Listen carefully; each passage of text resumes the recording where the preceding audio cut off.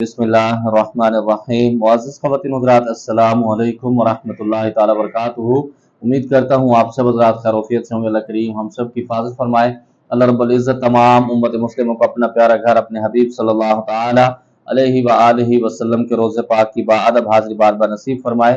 मुअज़्ज़िज़ ख़वातीन हज़रात, चिल्लाकशी के सिलसिले में आप तमाम को खुशामदीद कहता हूँ। अगर आपका कोई भी सवाल हो अमलियात के मुतालिक, चिल्लाकशी के मुतालिक, हिसारात के मुतालिक, जो लोग अमलियात सीखना चाहते हैं, चिल्लाकशी करना चाहते हैं, वो भी राब्ता कर सकते हैं। जो लोग अपने मरीजों के मसाइल खुद हल करना चाहते हैं, दोपहर 3 बजे से लेकर शाम 6 बजे तक आप लोगों की खिदमत के लिए हाजिर होता हूँ। इस तरह तमाम मसाइल डिस्कस किए जा सकते हैं।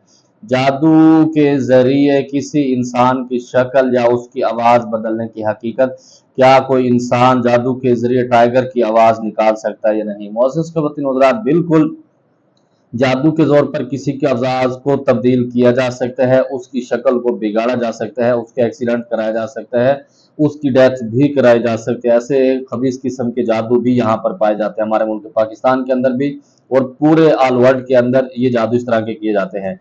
नंबर 2 पर मेरे पास खुद भी एक मरीज आया था जिसकी आवाज कुत्ते की तरह थी, बिल्कुल जैसे सेम कुत्ता भौंकता है उस तरह की आवाज उसकी थी। तो अल्हम्दुलिल्लाह रब्बुल इज्जत ने उसको शिफायाब किया था।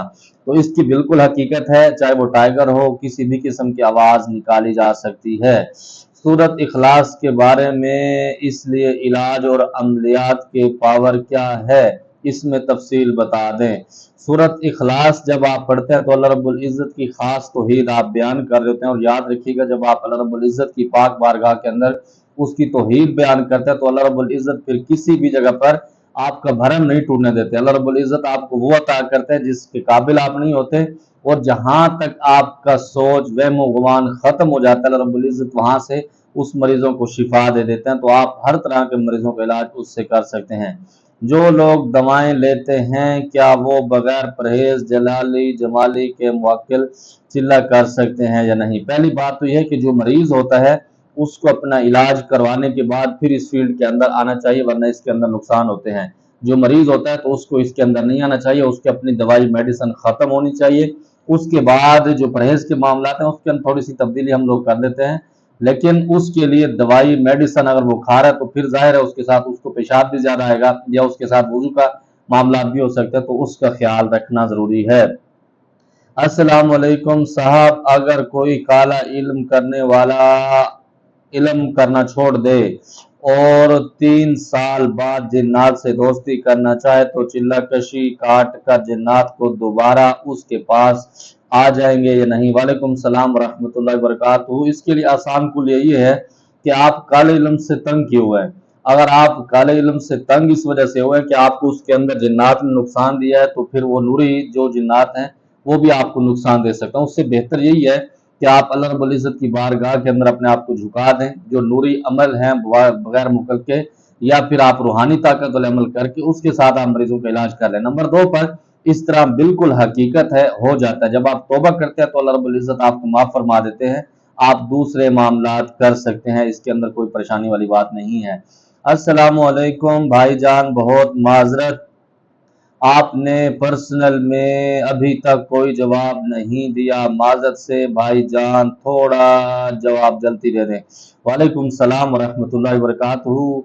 पहली बात तो ये है कि आप लोगों को सबको पता है, बाजू का जब मैं फ्री होता हूँ तो फौरन जवाब देता हूँ, जब टाइम नहीं होता तो मेरी मजबूरी होता है, मैं आपके वॉइस या आपकी कॉलें नहीं ले रहा होता, उसके अंदर मैं फ्री नहीं बैठा होता। और जितना मैं फ्री बैठा होता हूँ तो वो मैं टाइम के अलावा, मेरा टाइम जो है 3 से 6 बजे तक कॉल का, तो इसके अलावा मैं रात को भी कॉलें बाजूकात दे लेता हूँ, क्योंकि मुझे पता है जो कॉलें कर रहा होता है वो खुशी से नहीं कर रहा होता, क्योंकि खुशी से हमारे पास कोई कॉलें नहीं आती। जिसका काम हो जाता है वो वैसे ही गायब हो जाता है, उनको पता है कि मुबारकबाद देंगे तो उसके बाद कुछ मिठाई के मामला हो सकते हैं, वो वैसे ही चला जाता है। हमें पता है दुख और तकलीफ में जो बंदा होता है वो हमें मैसेज या वो कॉल करता है, तो उसके लिए जरूरी होता है कि हम पूरी तवज्जो उस पर देते हैं। आप परेशान ना हुआ करें, मेरे ख्याल में मैंने आपको कल उसका जवाब दे दिया है। अस्सलाम वालेकुम, क्या भाई साहब आप कमेंट भी डिलीट कर देते हैं? और आप बोलते हैं कि आप डिलीट नहीं करते, हम आपको एक अच्छा आमिल समझते हैं, लेकिन अगर आप वाकई सभी तरह निकलेंगे तो क्या होगा? वालेकुम सलाम वरहमतुल्लाहि वबरकातुहू। मेरे ख्याल में मैं कोई भी कमेंट्स डिलीट नहीं करता, जो मेरी टीम मुझे सेंड करती है तो मैं पूरी कोशिश करता हूँ उसको मैं पढ़ने की कोशिश करता हूँ। और नंबर 2 पर अगर आप समझते हैं कि आपके कमेंट्स डिलीट हो जाते हैं तो ये कमेंट्स आपका क्यों पढ़ा जा रहा है, पहली बात तो ये है। नंबर 2 पर आप मुझे अच्छा समझें या ना समझें उससे मुझे कोई फर्क नहीं पड़ेगा।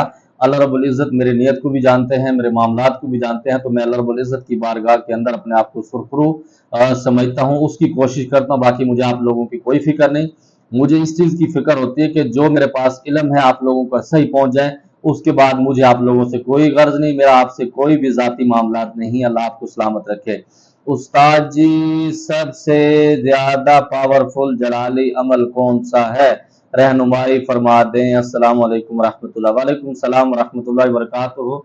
मेरा जो ज़ाती एक्सपीरियंस है वो सूरत मुज़म्मिल शरीफ का है। उसके अंदर बहुत सारा जलाल भी है, बहुत सारे मामलात उससे क्लियर भी होते हैं। मौलाना साहब, मैं बिस्मिल्लाहिर्रहमानिर्रहीम का चिल्ला करना चाहता हूँ, आप रहनुमाई फरमा दें। अस्सलाम वालेकुम। वालेकुम सलाम रहमतुल्लाहि व बरकातुहू। बिस्मिल्लाहिर्रहमानिर्रहीम के हवाले से मैंने तफसीली एक वीडियो बहुत पहले इस पे भी बनाई हुई है। नंबर 2 पर मुर्शिद बिलाल जो सॉरी अलबरकत टीवी जो चैनल हमारा साबका था उसके ऊपर भी मैंने बनाई हुई, आप उसको देख लें तो इंशाल्लाह बहुत सारी चीज़ें आप पर वाज़े हो जाएंगी। हजरत, जादू के लिए आप सूरत फलक और आफा हसीब तुम का चिल्ला बेहतर बोलते हैं, क्या सूरत मुजम्मिल का बामुवक्कल चिल्ला जादू जिन्नात के लिए बेहतर नहीं होगा?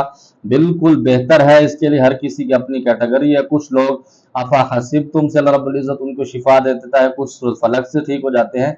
वो बाजुकात मरीज की कैफियत के साथ देखा जाता है। मिसाल के तौर पर शुगर के 2 पेशेंट जब मरीज डॉक्टर के पास जाते हैं, किसी को वो टीका बताता है इंजेक्शन, किसी को वो गोलियां बता देते हैं। इसी तरह ब्लड प्रेशर का भी मसला ये होता है, हर चीज की उसकी कैफियत देखी जाती है, मरीज की साइल की, फिर उसके साथ फैसला किया जा सकता है।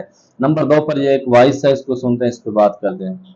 अस्सलाम वालेकुम वरहमतुल्लाहि वबरकातुहू। हज़रत ये रहनुमाई फरमाए कि क्या ऐसा मुमकिन है अमलियात में कि अगर कोई शख्स किसी सूरत का आमिल हो और वो किसी शख्स को दूसरे मुल्क से यहाँ लाना चाहता है, यानी उसका तसव्वुर करके वो अमल पढ़ता है और चाहता है कि अभी के अभी वो मेरे सामने आ जाए, तो क्या ऐसा हो सकता है? अगर हो सकता है तो बता दें। जज़ाकल्लाह जी, खैरा।